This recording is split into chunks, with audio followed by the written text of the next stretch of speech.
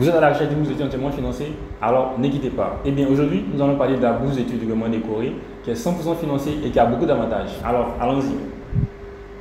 Voilà les amis, comme vous pouvez le voir ici, vous avez le site web où vous allez avoir les informations sur la bourse d'études.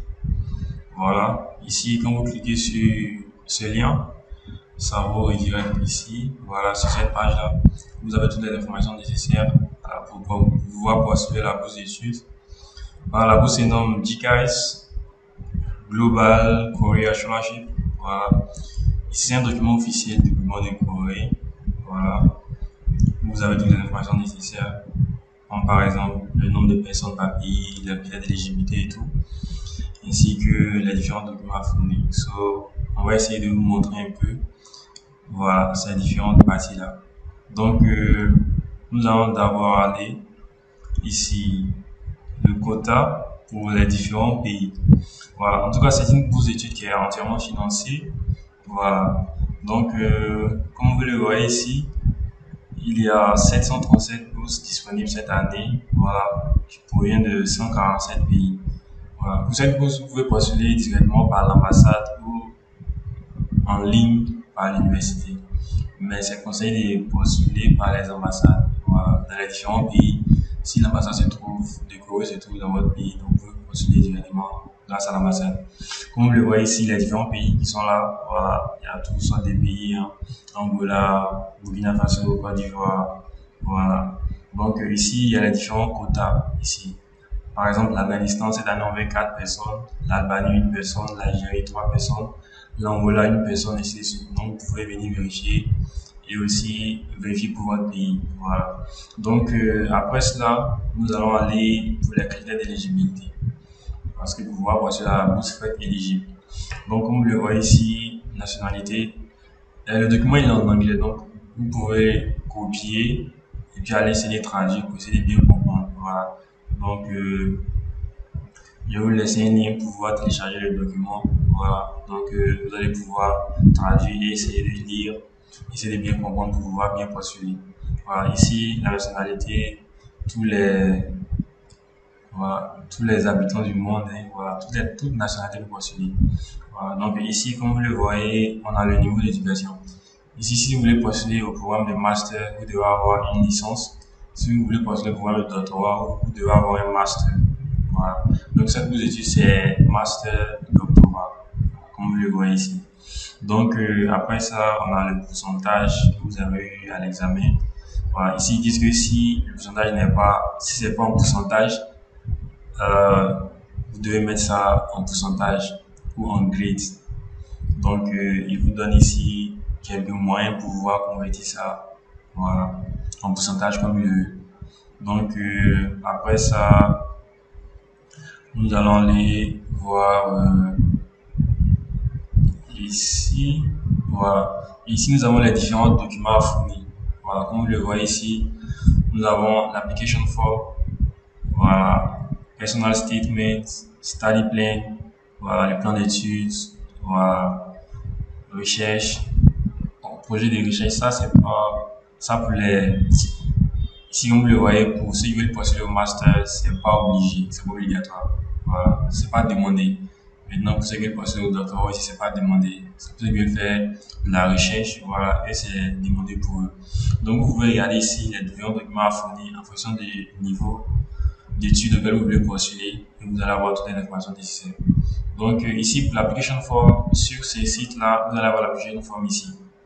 Voilà, donc vous cliquez ici, vous allez avoir ça, vous remplissez, ici c'est en PDF, donc vous pouvez venir cliquer là pour avoir ça en format Word téléchargé et vous allez aller remplir directement. Voilà, comme vous le voyez, tout doit être rempli en anglais.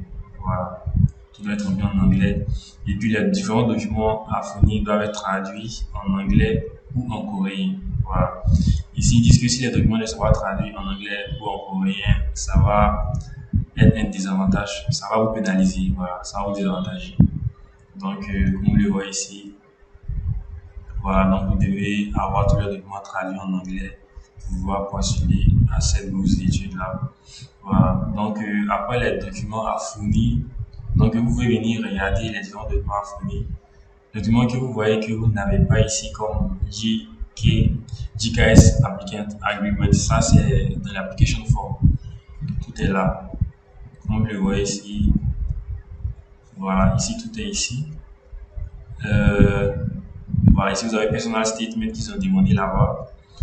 Aussi vous avez study plan, voilà, vous remplissez seulement dans l'étude.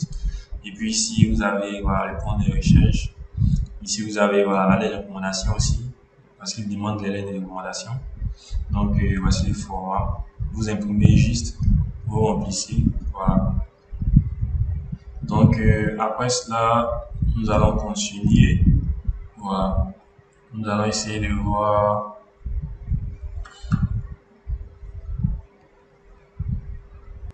Ok, donc après cela, nous allons essayer de voir le calendrier. Voilà les différentes dates pour pouvoir postuler.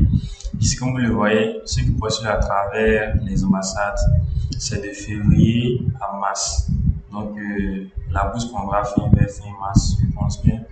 Donc, et puis les délais sont généralement donnés par les différentes ambassades. Donc vous pouvez consulter le site de l'ambassade pour plus d'informations sur les délais de pouvoir postuler.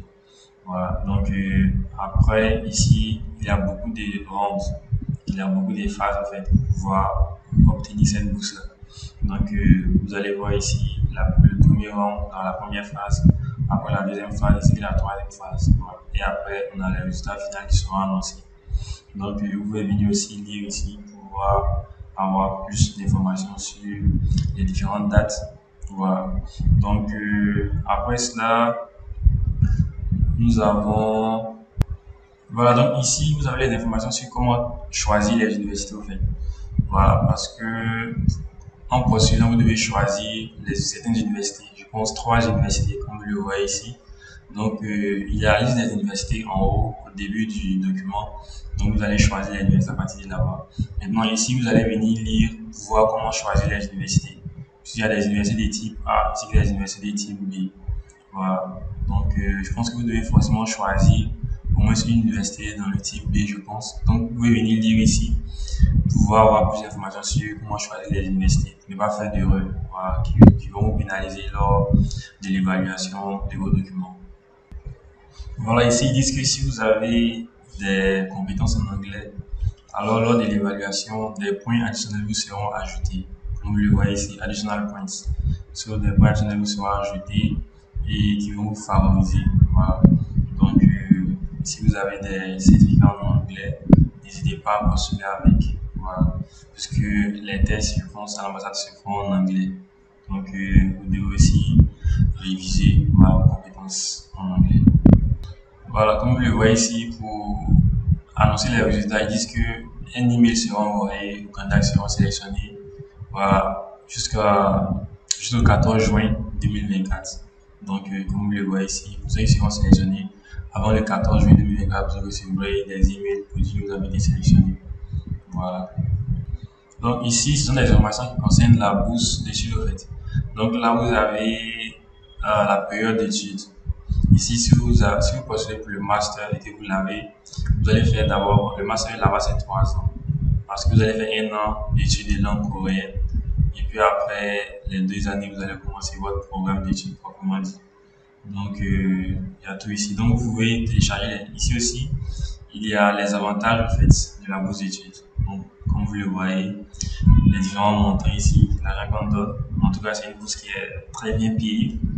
Voilà. Donc, vous pouvez venir ici télécharger le document et je vous laisserai un lien dans les commentaires pour pouvoir aller sur le site voilà, et télécharger le document ainsi que l'application form que vous allez remplir. Voilà, donc voilà, je pense que c'est tout. Alors, comme je vais laisser le lien du document, donc vous allez avoir l'information de vous-même.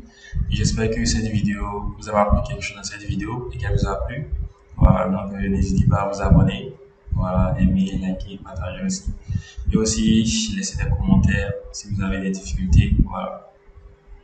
Alors, merci d'avoir suivi la vidéo. J'espère que vous avez appris beaucoup. Et n'hésitez pas à postuler, laissez des commentaires si vous avez des difficultés. Et on se dit ciao et à la prochaine pour de nouvelles vidéos.